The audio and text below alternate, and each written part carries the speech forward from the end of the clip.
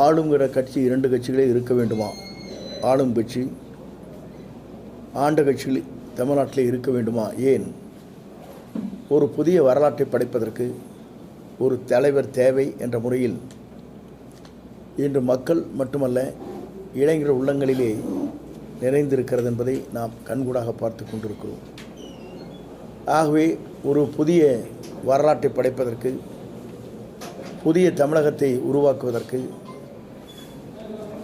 அவர் எடுத்துச் சொன்னதைப் போல அந்த பணிகளை நிறைவேற்றுவதற்கு முழுமையாக நின்று மக்கள் சக்தியோடு ஆட்சி கட்டிலே அமர்வது எந்த சக்தியாலும் தடுத்து நிறுத்த முடியாது என்கின்ற வரலாற்றை உருவாக்குவதற்கு நாங்கள் அனைவரும் அதற்காக உறுதுணையாக இருந்து அயராது இரவு பகல் பாராமல் அந்த பணிகளை மேற்கொள்ள இருக்கிறோம் என்பதை நான் பணிவோடு தெரிவித்துக் கொள்கிறேன். திரு ஓபிஎஸ் அவர்கள் தாவேக்காவுக்கு வரதுக்கு எவ்வளவு வாய்ப்பு இருக்குங்க? அவரை பொறுத்தவரையிலும் அவரோடு இருக்கின்ற மாவட்ட செயலாளர் பெரும்பாலும் பல்வேறு கருத்துக்களை சொல்லியிருக்கிறார்கள்.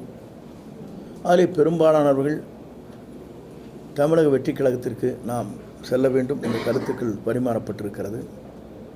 அதை பொறுத்தவரை அவர்தான் முடிவுகள் மேற்கொள்வார்.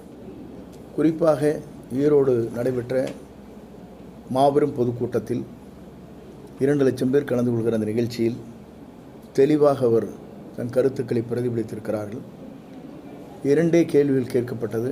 அதற்கு அங்கே கூட்டத்திலே வந்த அனைவரும் கரையோசையோடு நாம் எதிர்காலத்தை என்ன செய்ய வேண்டும் என்பதற்கு 2 விளக்கங்கள் தரப்பட்டிருக்கிறது. உங்கள் பத்திரிகையில் கூட வந்திருக்கிறது.